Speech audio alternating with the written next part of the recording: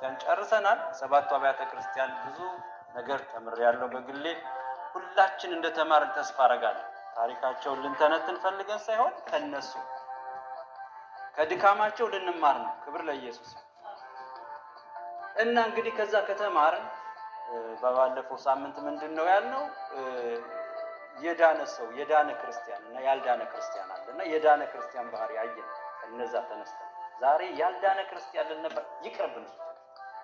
ያልዳነ ክርስቲያን ምን አስተማረ? ይጠቅማል። ያልዳነ ክርስቲያን የሚል ትምህርት አለኝ። ክርስቲያን ነው ግን ያልዳነ ምን ይመስላል ካራክተሩ? ግን የዳነው ነው የተናገረ። የዳነው በውስጥ ምን አለበት ነው? መንፈሳዊ ውጊያ አለበት። ስጋ በመንፈስ ላይ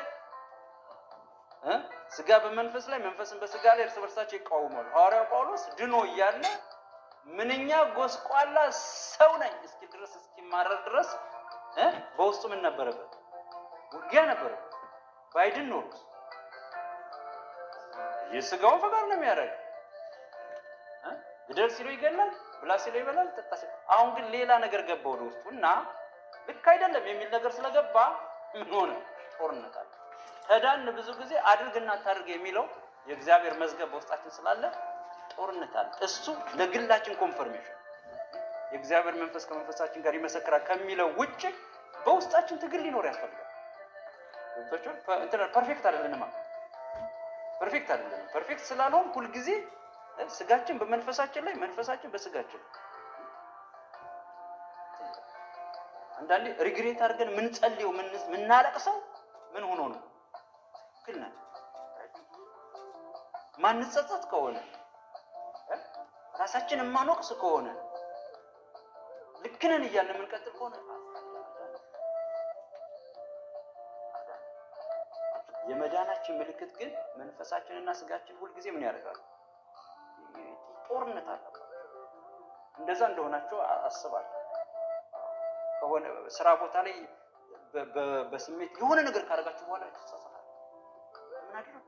ልክ እኮ አይደለም፣ እኔ ልክ አይደለሁም እላለሁ። አንዳንዴ ምን ነክቶኝ ነው?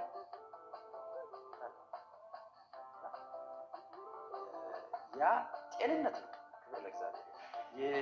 የኖርማል ክርስቲያን ባሪ ጳውሎስ ብሎታል። ተሰቃየ እኮ በውስጡ ምን አይነት ጉስቋል በቃ ምርጫ ውስጥ ገብቶ በሁለት መካከል ሆኖ መዳኘት አቃተው ጳውሎስ። እንደዛ ስንሆን ድነናል። ክብር ለእግዚአብሔር ይሁን። ዛሬ የምንመለከተው መቼ ነው ኢየሱስ የሚመጣ? መቼ ነው የሚመጣው? በዚህ መንፈሳዊ ጦርነት ውስጥ እርስ በርሳችን በራሳችን ውስጥ እንድንታገል ያደረገን ኢየሱስ ክርስትናን ሰልፍ እንዲሆን ያደረገው ኢየሱስ መቼ ነው መጥቶ የሚገላግለን ከዚህ ሟች ስጋ ከዚህ ድንኳን?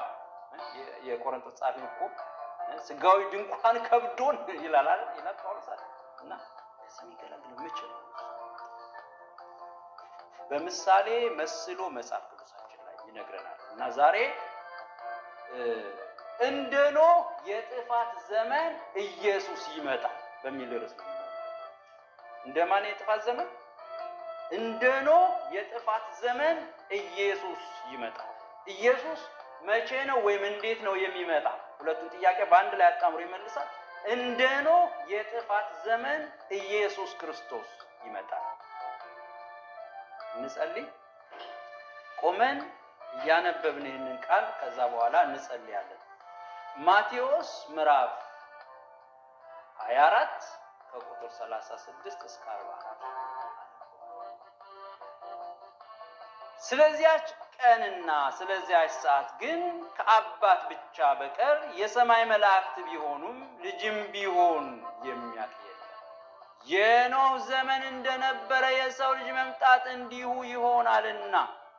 በዚያች ወራት ከጥፋት ውሃ በፊት ኖህ ወደ መርከብ እስከገባበት ቀን ድረስ ሲበሉና ሲጠጡ ሲያገቡና ሲጋቡ እንደነበሩ የጥፋት ውሃም መጥቶ ሁሉን እስከወሰደ ድረስ አላወቁም። የሰው ልጅ መምጣት ደግሞ እንዲሁ ይሆናል። በዚያን ጊዜ ሁለት ሰዎች በእርሻ ይሆናሉ፣ አንዱ ይወሰዳል፣ አንዱ ይቀራል። ሁለት ሴቶች በወፍጮ ይፈጫሉ፣ አንዲቱ ትወሰዳለች፣ አንዲቱም ትቀራለች። ጌታችሁ በምን ሰዓት እንዲመጣ አታውቁምና ምን አድርጉ ነው የሚለው? እንግዲህ ምን አድርጉ? ንቁ። ጌታ ሆይ እናመሰግንሃለን። ክብር ምስጋና ላንተ ይሁን። የምጽአት ጊዜ እንደ ኖህ ነው፣ እንደ ኖህ የጥፋት ዘመን ነው እያልከን ነው። እንድንዘጋጅ እንድትረዳን እንለምንሃለን።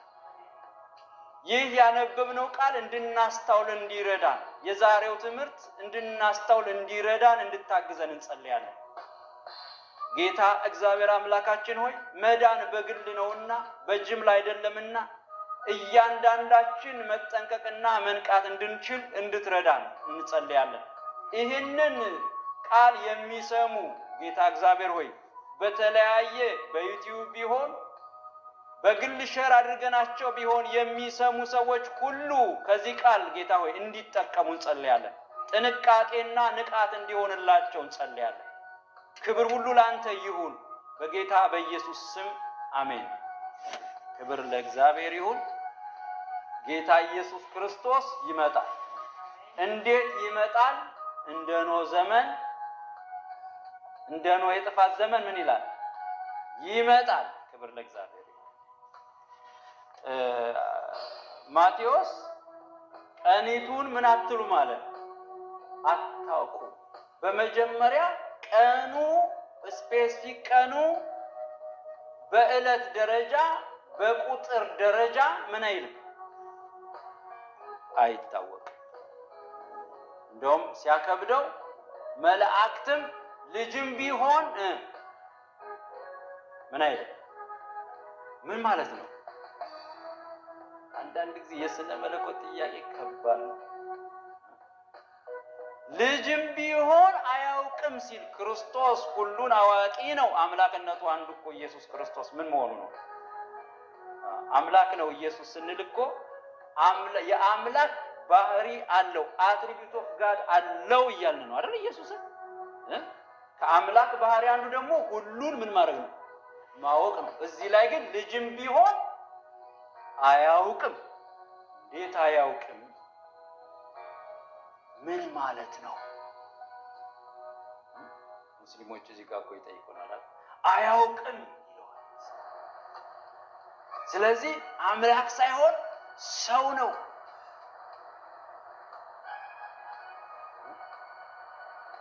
እሱ በእግዚአብሔር መልክ ሲኖር ሳለ መቀማትን እንደ መቀማት አልቆጠረም። የባሪያን መልክ ይዞ ወረደ ይለናል አይደል? ሙሉ ፈቃዱን ለማንሰጥ ለአባቱ አያውቅም ሳይሆን የማወቅ ሚስጥርንም ለአባቱ ምን አደረገ? ሰጠ። እሱ ነው የሚያውቀው። ያውቃል። ኢየሱስ ግን ደግሞ የማወቅ ስልጣኑ የማን ነው? ነገሩን የሚያከናውን ማን ነው? አባታችሁ ልኳችሁ የሆነ ቦታ የሆነ ሰው ቢት እሱ ነው የሚያውቀው ትላላችሁ። ግን እኮ የምታውቁት ነገር አለ። አያውቅም ማለት ሲሆን ፈቃድ የማን ነው እያለ ነው? የአብ ፈቃድ ነው። የምጽአቱ ቀን የማን ፈቃድ ነው? የአብ ፈቃድ ነው። ወልድ ድርሻው አይደለም፣ ኃላፊነቱ አይደለም። ኃላፊነቱ መምጣት ነው። ክብር ለእግዚአብሔር ይሁን።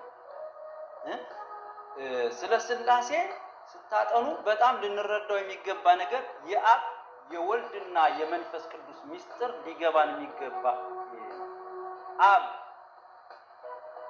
አብ አጀንዳ ቀራጭ ነው። በነገራችን ላይ እንደዛ አድርጋችሁ ልትወስዱ ትችላላችሁ። ልጅ ቃል ፈጣሪ ነው፣ ተላከ።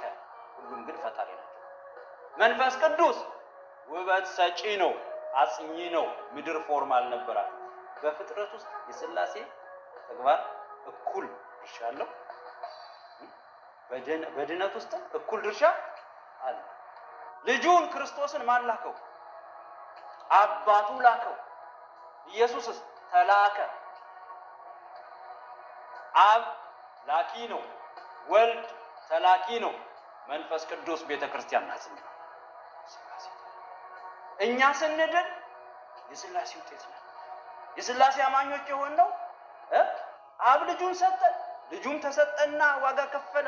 ሲሄድ ደግሞ እልክላችኋለሁና መንፈስ ቅዱስ ላከልን። መንፈስ ቅዱስ እያበረታን የሥላሴ ወጣት ነው። ክብር ለእግዚአብሔር ይሁን።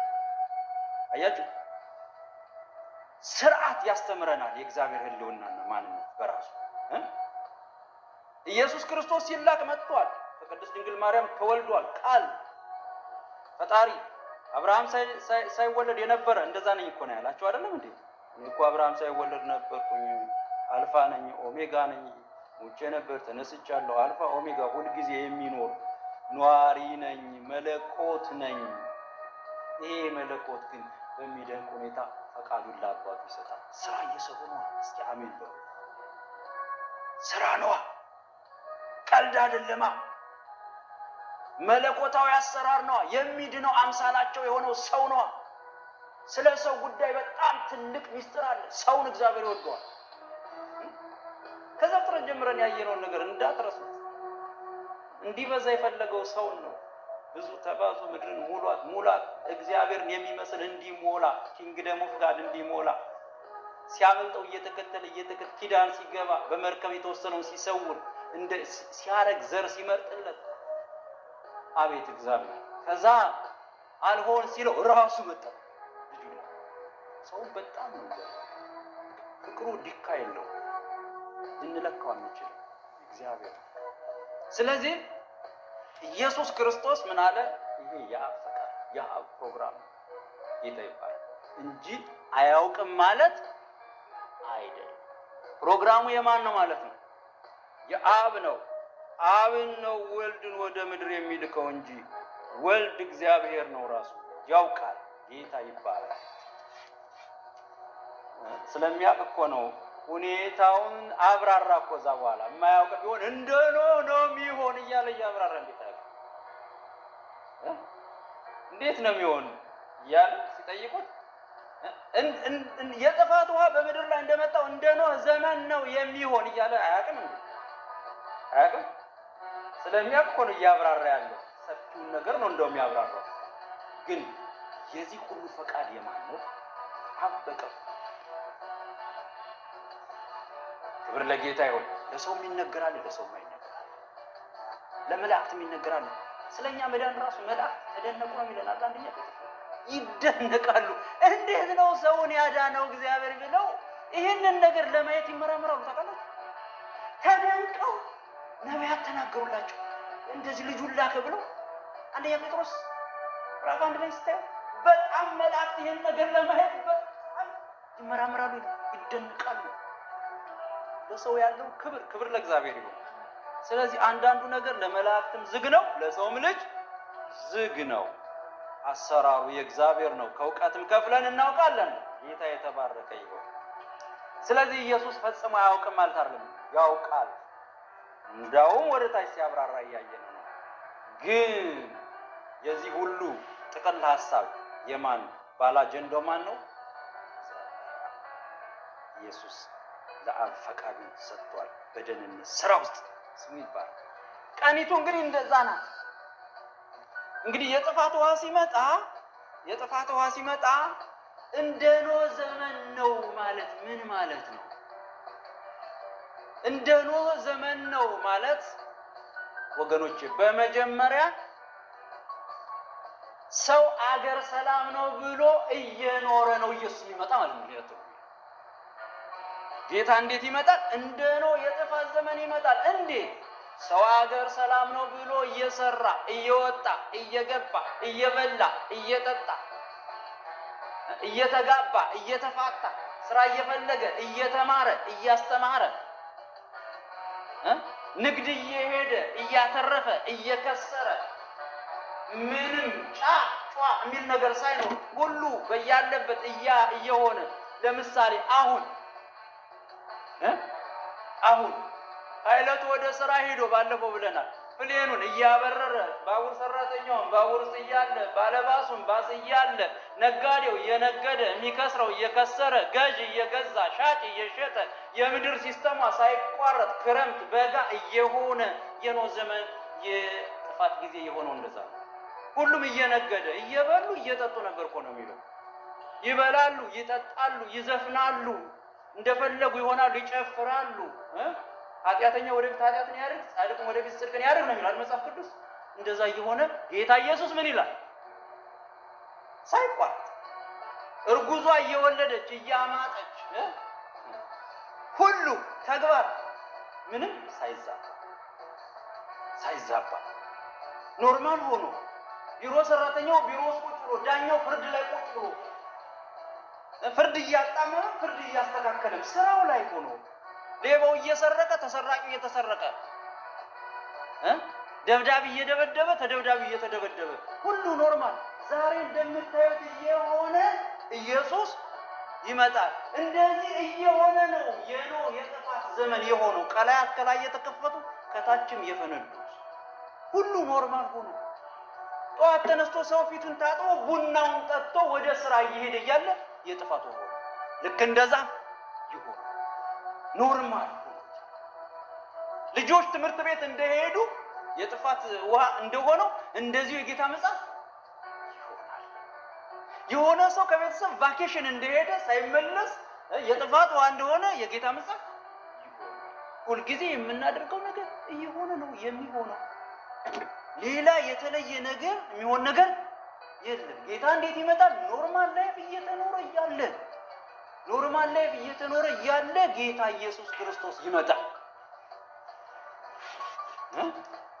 ለዚህ ነው የያዕቆብ ጸሐፊ ጌታ ቢፈቅድ እንዲህና እንደዛ እናደርጋለን ብሎ ማንም ያነብልኝ ያዕቆብ ምዕራፍ 4 ከ13 እስከ 15 ያዕቆብ ምዕራፍ 4 ቁጥር ከ13 እስከ 15 ያዕቆብ ምዕራፍ 4 ከቁጥር 13 እስከ 15 እስከ 15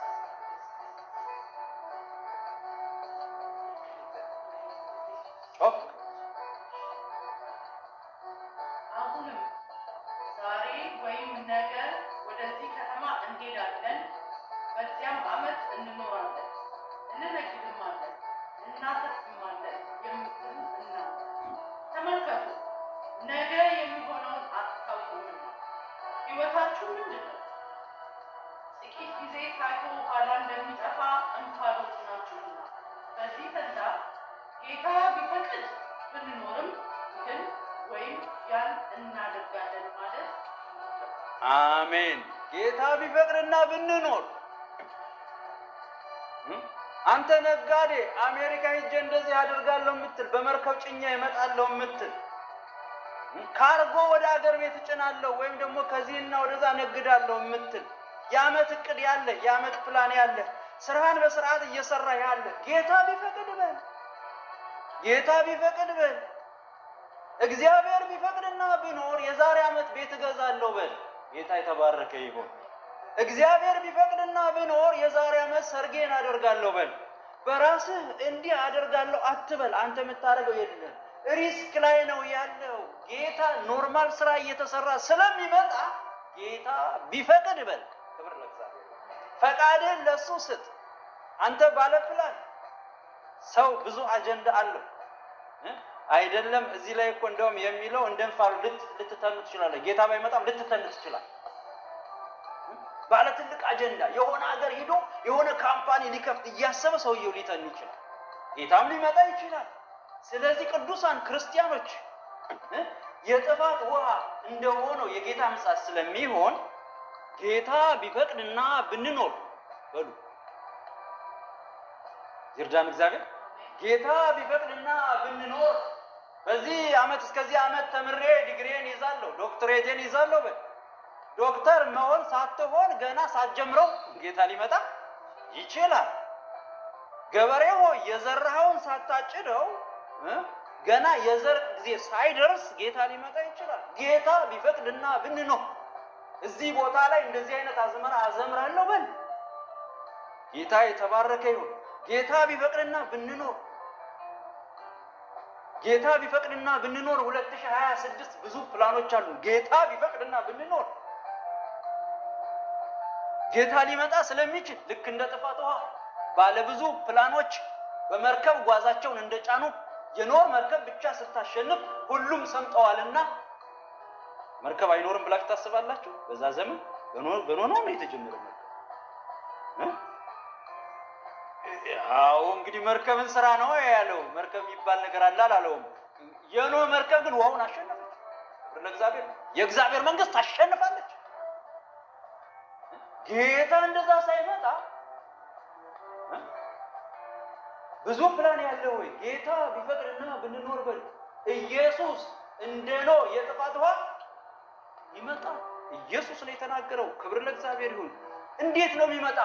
ኖርማል አገር ሰላም ነው ተብሎ እያለ ይሄንን ስትጠቀልሉት አገር ሰላም ነው ተብሎ እያለ ፓርላማው ተሰብስቦ የሆነ ህግ እያረቀቀ እያለ ጌታ ይመጣል። ስለዚህ ጌታ ቢፈቅድና ብንኖር ነው። ጌታ እንዴት ይመጣል? እንደ ኖህ ዘመን ሰው ሁሉ ኖርማል ስራውን እየሰራ ገበሬ እያረሰ ነው የሚመጣው። ስሙ የተባረከ ይሁን። ቀንበሩን ተሸክሞ ሄዶ ወይም ትራክተሩን ይዞ ሄዶ እየሰራ እያለ ኖርማል ነው። ጧት ሲወጣ ሰላም ነው።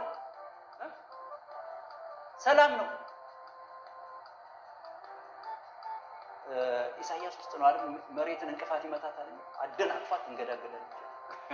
ይሆነ ቃል አናውቀውም። ጌታ የተባረከ ይሁን። ስለዚህ ኢየሱስ እንደ ኖህ ዘመን እንደሆነው ይመጣል። እንዴት? በኖርማል አገር ሰላም ነው ብሎ ጌታ ይመጣል።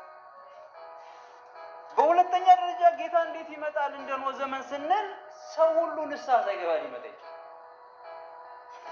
የኖህ ዘመን ሰዎች ኖህ ሰባኪው እየሰበከላቸው እነሱ ግን ከነ ኃጢአታቸው ነበሩ። የንስሐ ጥሪ ሳይቀበሉ ጆሮ ያለው ይስማ። የንስሐ ጥሪ ሳይቀበል ጌታ ሊመጣ ይችላል። የኖህ ዘመን ሰዎች በኃጢአታቸው እንደነበሩ፣ በክደታቸው እንደነበሩ፣ እግዚአብሔርን እየገፉ እንደነበሩ፣ አምልኮ ጣዖትን እንዳመለኩ፣ እያመነዘሩ እየሰከሩ እንደነበሩ፣ እየገደሉ እንደነበሩ፣ በብዙ ውድቀታቸው እንደነበሩ ንስሐ ሳይገቡ ሊመጣ ይችላል። የኖህ ዘመን እንደዛ ነው የሆነው። እንደ ኖህ ዘመን ማለት ሰው ንስሐ ሳይገባ ሰባኪውን ጅል አድርጎ እያለ። ክብር ለእግዚአብሔር ይሁን። ወገኖቼ የሚሰሙ ሰዎች ይመለሱ፣ እኛም እንመለስ።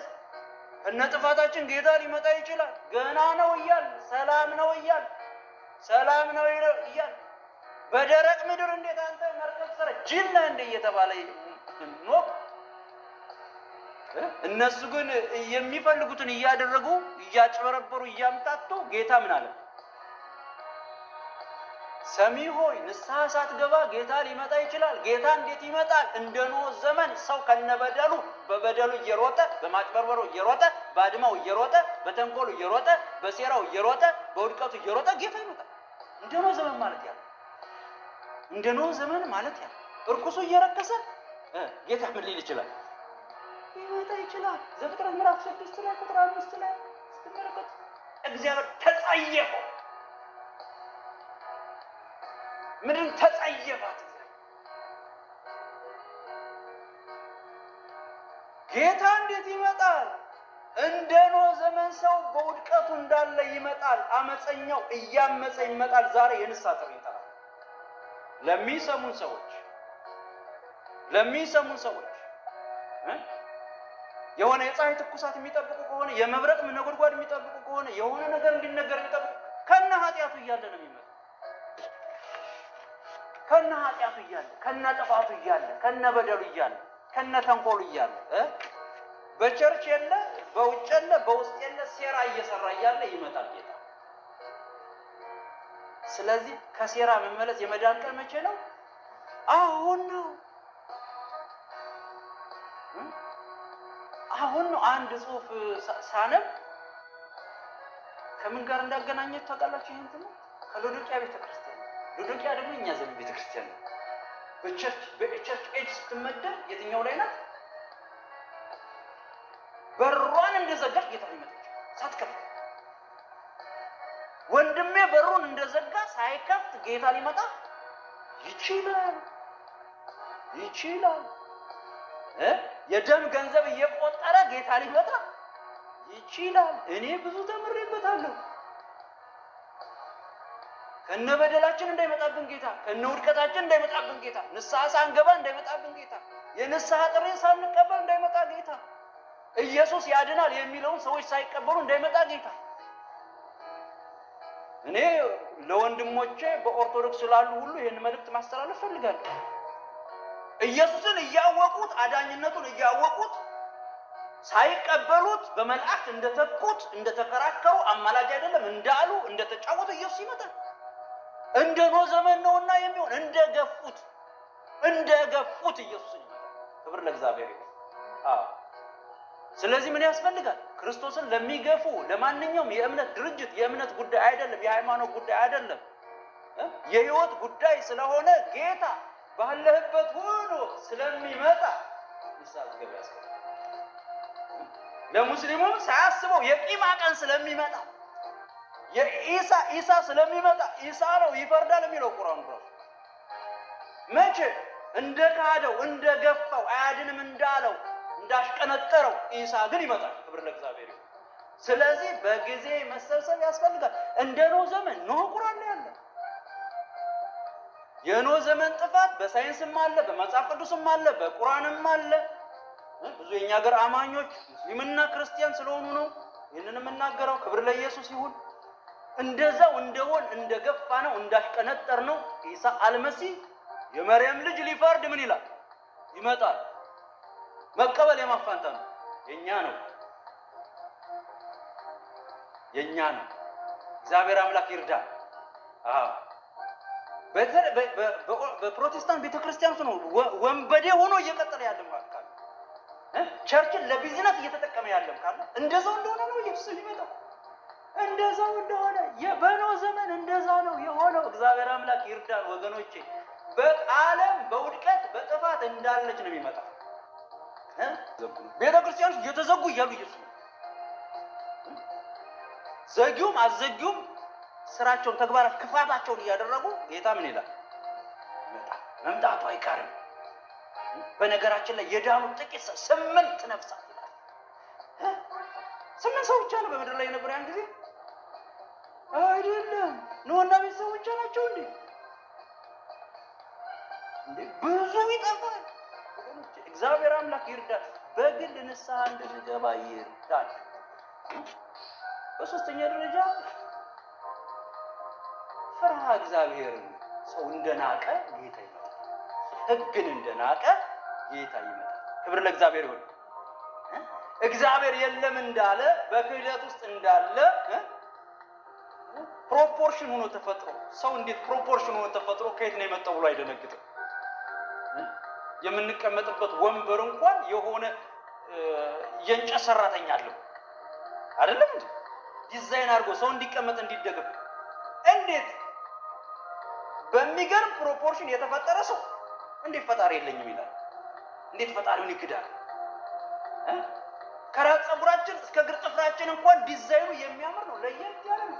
መገጣጠሚያ ጆይንታችን ራሱ አስደናቂ ነው፣ እንዴት አድርጎ እንደገጠመው። ውሃውን በጽንስ ውስጥ አሳድጎ እንዴት አድርጎ ሰው እንደሚያደርገው አስደናቂ ነው። እንዴት ይሄንን ፈጣሪ የለም ብሎ ሰው ይክዳል? እንደ ካደ ይመጣል። የእግዚአብሔርን ሕግ እንደ ካደ ይመጣል። ራሱን እንደ ካደ ይመጣል። ጌታ እንዴት ይመጣል? በክህደት ውስጥ እንዳለ ነው የሚመጣው። እግዚአብሔር አምላክ ይርዳል። የሚሰሙን ንስሐ ይግቡ። እግዚአብሔር አለ፣ ሕያው ሆኖ የፈጠረን አለ።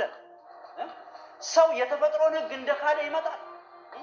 ጳውሎስ አንዳንድ ጊዜ ከተፈጥሮ አትማሩ ምን ይላል? ከተፈጥሮ አትማሩ ምን? የተፈጥሮ ታውቃላችሁ? ወንድና ወንድ ይጋባል። በተፈጥሮ ይጋባል። ወንድ ውሻ ከወንድ ውሻ ላይ ሲወጣ አይታችሁ ታውቃላችሁ? ሲዳረው አይታችሁ ታውቃላችሁ? ሰው ሆይ ተፈጥሮን እንደ ካድክ ጌታ ይመጣል። ጾታህን እንደ ካድክ ጌታ ይመጣል። ንስሐ ያስፈልጋል። በጣም ንስሐ ያስፈልጋል። የኖህ ዘመን ሰዎች የጥፋት ሰዎች ወንድና ወንድ ሲዳሩ፣ ሴትና ሴት ሲዳሩ ከነቆሻሻነታቸው አሁንማ ደግሞ በቸርች ውስጥ አለ ይባላል። ነጠላም ለብሶ ኮትም ለብሶ እንደዛ አለ አሉ። እግዚአብሔር አምላክ ንስሐ እንዲገባ ህዝቡን ይርዳል። ይህን የሚሰሙ ሰዎች ጌታ እንደዚሁ እንደሆን ስለሚመጣ ለፍርድ ስለሚመጣ ንስሐ ያስፈልጋል። እንደ ኖህ ዘመን ይመጣል ማለት እንደዚሁ እንደሆን ተፈጥሮን እንደካድክ የእግዚአብሔርን ሕግ እንደካድክ ሰውነትህን እንደካድክ ማንነትን እንደካድክ ይመጣል ማለት ነው። እንደ ኖህ ዘመን የኖህ ዘመን ሰዎች ከነ ኃጢአታቸው ከነ ሰዶማቸው ነው የጠፉት። ስለዚህ ምን ያስፈልገናል? እንደዚህ ስለሚመጣ ንስሐ ያስፈልገናል። ኢየሱስ ይመጣል። እንዴት ይመጣል? ከነ ጥፋታችን ራሳችንን ክደን ተፈጥሯችን ክደን ጾታችን ክደን ለልጆቻችን የማይሆን ትምህርት እያስተማርን በጥፋት ውስጥ እንዳለን ይመጣል። ከእግዚአብሔርም ጋር ከተፈጥሮም ጋር ከሰማይም ጋር ከምድርም ጋር ሰው እንደተጣላ ጌታ ይመጣል። እንደ ኖህ ዘመን ይመጣል ስንለው እንደዛ ይመጣል። እንዳለን ነው የሚመጣው። የሚያባብል አመጣጥ የለም። ክብር ለኢየሱስ ይሁን። ምን ያስፈልጋል ግን? ሳይመሽ እንደ ኖህ ንስሐ መግባት ያስፈልጋል። ለንስሐው ጥሪ ምላሽ መስጠት፣ ለወንጌል ምላሽ መስጠት፣ ለእግዚአብሔር ቃል ምላሽ መስጠት፣ እግዚአብሔርን መስማት ያስፈልገናል። ይርዳን እግዚአብሔር። የኖህ እኔ ቁጭ ብዬ በደምብ አድርጌ ነው ያጠናሁት። ጌታ ይባል። እንደ ኖህ ዘመን ስንል ምን ማለታችን ነው? አንዲት ትንሽ ልጅ ቤተ ክርስቲያን ውስጥ የሚቀጥለው ጾም ጸሎት ይደረጋል ብሎ አባቷ አዋጅ አወጁ። ጾም ጸሎት አለ እና ምክንያቱም ዝናብ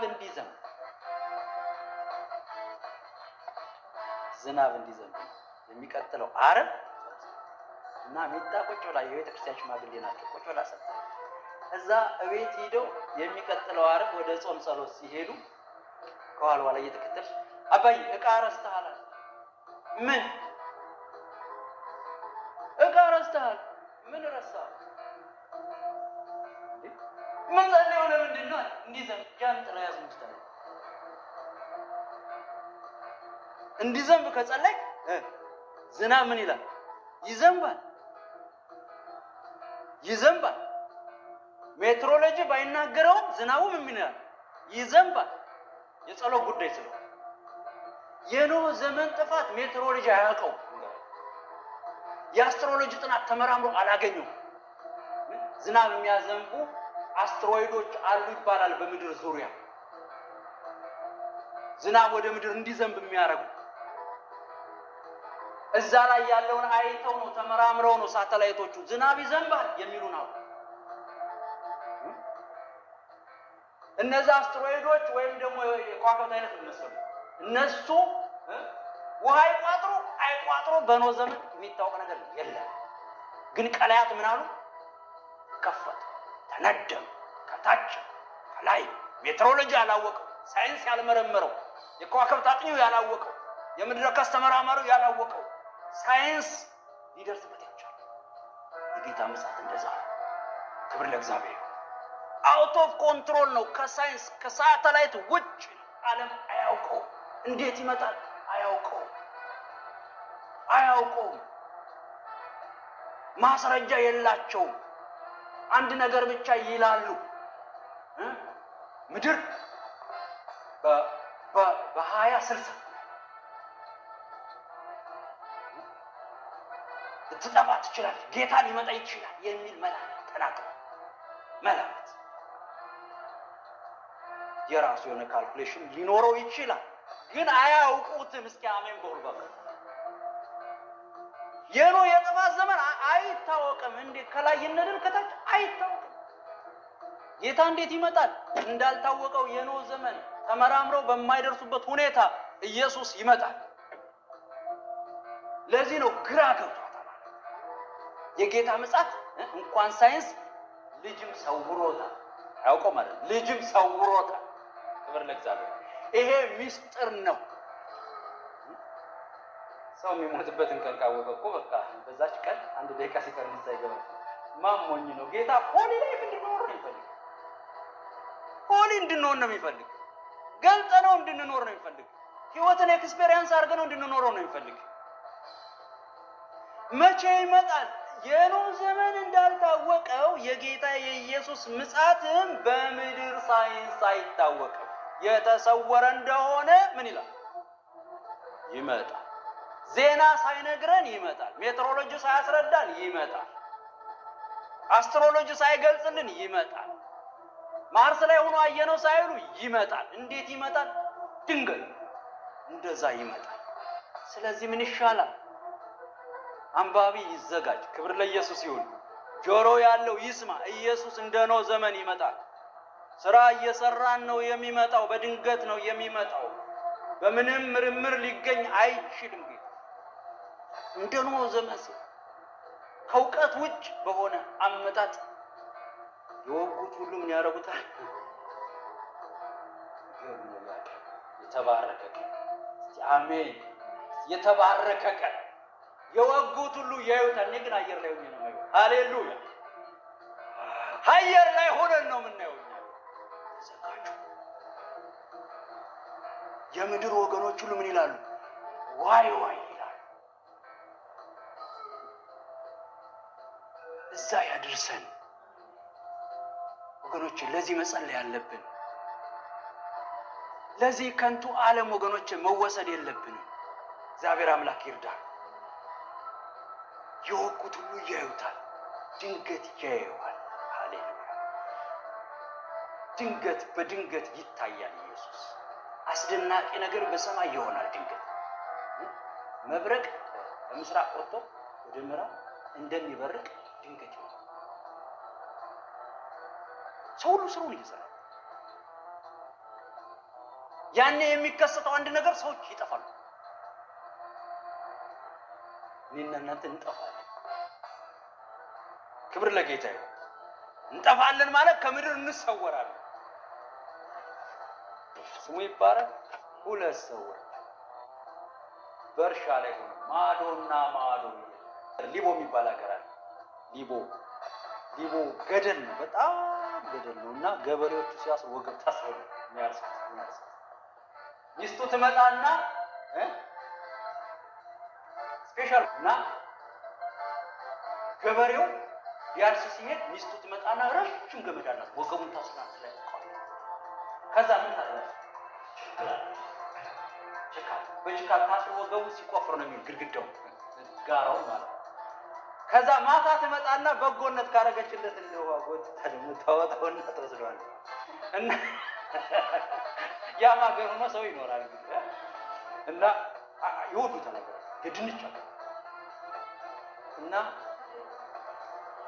ድንች ነው የሚጠብቁት። ጋራው ነው ገብስ ነው። እዛ ማታ ስትመጣ ችካሩን ካጣች ማዶ ያለው ሰው ይንተኝ አያንተና ባለቤትን አይተዋል ዶይ ትላለች። ካጣች እሱም አረፋር ያረ ነቅሎ ወደታቸው ወረደ።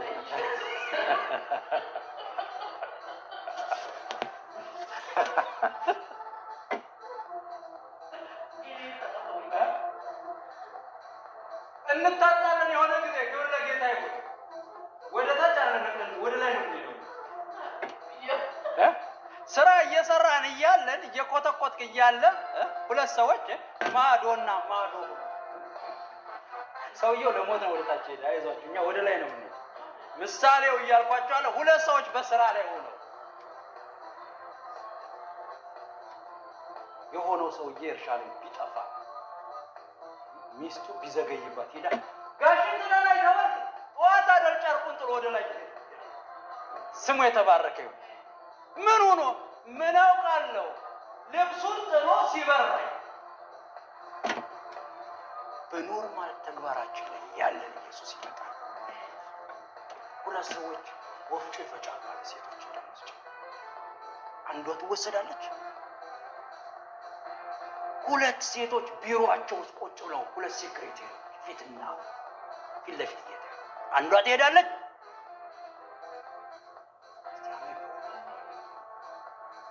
አሜን ገዛ ይሆናል ይለናል። እንደ ኖህ ዘመን በድንገት ይሆናል። እንዲህ ነው የሚሆነው። ሁለት ሰዎች አብረው እየሄዱ ኤልያስና ኤልሳ አብረው እየሄዱ አረ ተመለስ ሲለው ኤልሳ ነው የሆነ ሚስጥር ሰምቻለሁ። እኔ እኮ ዮርዳኖስ ማዶ ነው የሚሄድ። አብሬ ይሻገራል። ተሻግረው እያዘገሙ አብረው እያወሩ ሲሄዱ የእሳት ሰረገላ መሀላቸው ገባ። ክብር ለእግዚአብሔር ይሁን። ጴንጤና ዓለማዊ አብሮ ሲሄድ ድንገት የእሳት ሰረገላ፣ ክብር ለኢየሱስ ይሁን። እያለን ያለን ነገር ነው። የሚያምንና የማያምን የኖረና ያልኖረ አብረው እየሄዱ ቸርች እያገለገሉ አብረው እየዘመሩ ሊሆኑ ይችላል እኮ። የሚሰማ ጆሮ ያለው ይስማን። ክብር ለጌታ ይሁን። ወፍጮ ሲፈጩ የሚለውን አብረው እየዘመሩ እንበልና እንቀይረው። አንዱ ይሄዳል ጋኑን ጥሎለት እንደ ኤልያስ፣ አንዱ ደግሞ ይቀራል። ይርዳን። መልእክቱ ከባድ ነው። ይርዳን። ለንስሐ መዘጋጀት አለብን። ቤተ ክርስቲያን ውስጥ እያምታታን አንኑር። ሁለት ሰባኪዎች አብረው ቆመው አንዱ ሊቀር ይችላል። ጳውሎስ እኮ ወዷር ለአገልግዬ የተጣልኩ ሕይወት ይሻላል። ኢየሱስ ልክ እንደ ኖህ ዘመን ይመጣል በድንገት እንደተዘናጋን ማለት ነው። ክብር ለእግዚአብሔር ይሁን። ከዛስ እኔ ኖህን በጣም አጠናው። አለቀና መርከቡን ኢየሱስ እግዚአብሔር በውጭ ምን አደረገው? ያን ሰው ሲሳነው እንደዚያ የጸጋ ዘመን ይዘጋል። በሉስ ጆሮ ያለው ይስማን። የጸጋ ዘመን የሚዘጋበት ጊዜ ይመጣል። ዘጊው ደግሞ ማን ነው? እግዚአብሔር ነው። አሁን የተትረፈረፈ ጸጋ አለ፣ የተትረፈረፈ መዳን አለ፣ የተትረፈረፈ ጥሪ አለ፣ የተትረፈረፈ ንስሐ አለ። ወንጌሉ በመጽሐፍ ይመጣል፣ ወንጌሉ በዩቲዩብ ይመጣል፣ ወንጌሉ በፌስቡክ ይመጣል፣ ወንጌሉ በግለሰብ ይመጣል። ጥሪው ብዙ ነው፣ ጸጋው ብዙ ነው። ሰው ኢግኖረር የሆነ ቀን ግን እንደ ኖህ መርከብ ምን ትላለች? ትዘጋለች። ጆሮ ያለው ይስማ። እንደ ኖህ መርከብ ማለት ጸጋ የሚዘጋበት ጊዜ አለ። እግዚአብሔር ይዘጋብሃል፣ ይቆልፍብሃል፣ ይጨርሳል። እግዚአብሔር ቢዘገይም ቢታገስም የሆነ ሰዓት ግን የሚዘጋበት ጊዜ አለ። ከምጽአት በኋላ ይዘጋል። ንስሐ የለም። እንደኛ ሀገር የፍታት እንደ ከሞተ በኋላ ሰው ምን ትፈተዋለህ? ሰውየው እኮ ሞተ፣ በቃ ሞተ። ሲኦል ሆኖ ስጋው ላይ ብትደግም እንዴት ምን ታድርግ? ምንም የለም። ከተዘጋ በኋላ ከተቆለፈ በኋላ መጽሐፍ ቅዱስ ከሞተ አንበሳ በሕይወት ያለ ውሻ ይሻላል። ውሻና አንበሳ አይወዳደሩም። የሞተው ሰውዬ አለቀ እኮ፣ አንበሳነቱም አልቋል። መፈታተም አይችልም። አይደለም እግዚአብሔር ሰውን በልጥ አስሮታል። ሰውየውን አስረው እንደገና ይፈታሉ። ፈቹ ራሱ ንስሐ መግባት አለ። ክብር ለጌታ ይሁን። ዛሬ መልእክታችን ጠንከር ያለ ነው። ጆሮ ያለው ይስማ። ኢየሱስ እንደ ኖህ ዘመን ይመጣል፣ እንደ ኖህ ዘመን ይመጣል። ሳይዘጋ እህን ጊዜ አይ ብልጥ የሆነ ሰው ሳይዘጋ እህን ጊዜ ሃይማኖተኝነቱን ትቶ ወጉን ትቶ ስርዓቱን ትቶ የሰማዩን መንግስት ያዘጋጃል። ሳይዘጋበት እህን ጊዜ ሳይዘጋበት ወደ ኖህ መርከብ የገባ እንስሳም እንኳን ድኗል። እንኳን የሰው ልጅ ወፍ እንኳን ድናለች። ወፍን እንኳን እግዚአብሔር ወደ ድንነቱ አስገብቷታል። እንኳን የሰው ልጅ ሳይዘጋ ግን አሁን ምን ያስፈልገናል? ብዙ አቲካራ ማብዛት አያስፈልግም። የእናቴ ነው የአባቴ ነው፣ ሲወርድ ነው ሲዋረድ ነው የመጣ የሚለውን ነገር ጥሎ ወደ ክርስቶስ መጣ። እስቲ ሳይዘጋ ኑ በል። ክብር ለእግዚአብሔር። የሚዘጋበት ዘመን አለ፣ የሚያልቅበት ዘመን አለ። እንደ ኖህ መርከብ ጸጋም ይዘጋል። ጊዜው ግን አሁን ነው። ይሄ ጥፋት ለነጭ ብቻ አይደለም፣ ለጥቁር ብቻ አይደለም። አንዳንድ ሰዎች እንዲህ ይላሉ ስለ ኖህ ዘመን የጥፋት የሆነ ቦታ ብቻ ነው፣ የሆነ ቦታ ብቻ ነው እንዴ ዓለምን ያጠፋው? ሰው የነበረበት ዓለምን ሁሉ ነው የሚለው። ዓለም ሁሉ ምን ብሎ ዓለም ሁሉ ስለሚጠፋ እኮ ነው ሁለት እንስሳ የተወሰነ። ስለዚህ ነጭ የለ ጥቁር የለ፣ ወንድ የለ ሴት የለ፣ ፓስተር የለ ጳጳስ የለ፣ ሸክ የለ ሀጅ የለ። ለንስሐው ጥሪ ካልተዘጋጀች ወደ መርከቡ ወደ ኢየሱስ ካልገባ ጥፋት ወደጁ። እግዚአብሔር አምላክ ይርዳል። ኖህ ማንን ጠራ? ሁሉን ሰው ጠራ። ዛሬኛ ሁሉን ሰው እንጠራለን፣ ወደ ክርስቶስ እንጠራለን። ሃይማኖት አይደለም የምንሰብከው፣ ስለ ዘላለም ሕይወት ነው የምንናገረው። መዳን በሌላ በማንም የለም፣ እንድንበት ዘንድ የተገባ ከሰማይ በታች የተሰጠን ስም ሌላ የለም፣ ኢየሱስ ነው። በኖህ ዘመንም የምንድንበት አንድ ነው፣ እሱም የኖህ መርከብ ብቻ ነበር። አንድ መርከብ ነው የነበር። ወደ መርከቡ የገባ ድኗል፣ ወደ ክርስቶስ የመጣ ይድናል፣ ወደ ክርስቶስ ያልመጣ አይድንም። መጽሐፍ ቅዱስ ይናገራል። ክብር ለኢየሱስ ይሁን። አንድ ነው መዳኛው። ዓለም ሁሉ መዳኛው አንድ ነው። ዓለም ሁሉ መዳኛው አንድ መርከብ ነበር። አሁንም ዓለም ሁሉ መዳኛው አንድ ኢየሱስ ብቻ ነው። ሌላ መዳኛ የለም። ስለዚህ ዓለም ሁሉ ነው የሚጠፋው። ክብር ለእግዚአብሔር ይሁን። ግሪክ ነኝ አይሁዳዊ ነኝ ምናምን የለም። እስራኤል ነኝ ምና የለም። ጥሪ ለሁሉ ነው። ኢየሱስ ለሁሉ ነው። ሁለቱን ያስታረቀ ተብሎ ተጽፏል አይደል? በኤፌሶን ላይ ሁለቱን አንድ ያደረገ ያዋሃደ፣ ከሁለቱ አንድ ሰው ሊፈጥር ስሙ ይባረክ። አበዛውባችሁ። በመጨረሻ የምለው የተዘጋጀው ይድናል። ከኖህ መርከብ የምንማረው የተዘጋጀው ምን ይላል? ይድናል። ንስሐ የገባ ምን ይላል? ይድናል። ከኖህ መርከብ ፍርድ እንማራለን። የክርስቶስን ምጽአት እንማራለን። የንስሐን ጥሪ መስማትን እንማራለን። የንስሐውን ጥሪ ሰምተው ወደ መርከቧ የገቡ ሁሉ እንደዳኑ፣ የንስሐውን ጥሪ ሰምተው ወንጌልን ሰምተው ወደ ክርስቶስ የመጡ ሁሉ ይድናሉ። ክብር ለእግዚአብሔር ይሁን። የምንም አይነት ዜጋ ይሁን፣ ጥቁር የለ ነጭ የለ፣ በእንስሳው እንኳን አሳይቶናል። መዳን በክርስቶስ ጌታ ኢየሱስ ክርስቶስ ይመጣል። እንዴት? እንደ ኖህ ዘመን የጥፋቱ ውሃ እያለ እንደዛ ይመጣል፣ ሰው ሁሉ በስራው ላይ እያለ። ስለዚህ ለንስሐ እንዘጋጅ። ለሚሰሙ ዛሬ ጥሪ እናቀርባለን። ወደ መርከቡ ወደ ኢየሱስ ይምጡ። ጌታ ኢየሱስ ስለሚመጣ ጸልየን እንጨርስ። ክብር ለኢየሱስ ይሁን። አባት ሆይ እናመሰግናለን። ስለዚህ ስለ ዛሬው ትምህርት ስምህ ይባረክ። አንተ እንደ ኖህ የጥፋት ዘመን ትመጣለህ። እኛም እንድንዘጋጅ እርዳን፣ ጌታ። መንፈሳችን ላንተ ሰጠን። መንፈስ በእኛ ላይ ይሁን። የሚዘጋጅ መንፈስ ስጠን፣ የሚመለስ መንፈስ ስጠን። ይሄን የሰሙ ሁሉ ደግሞ እንዲዘጋጁ እንጸልያለን።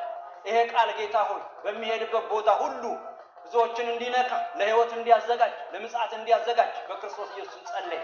አባት እግዚአብሔር ይህችን ትንሽ ጉባኤ ላንተ እንሰጣለን። ቀናችንን ባርክልን። ስለሰማን ተባረክ። በጌታ በኢየሱስ ስም አሜን። አሜን።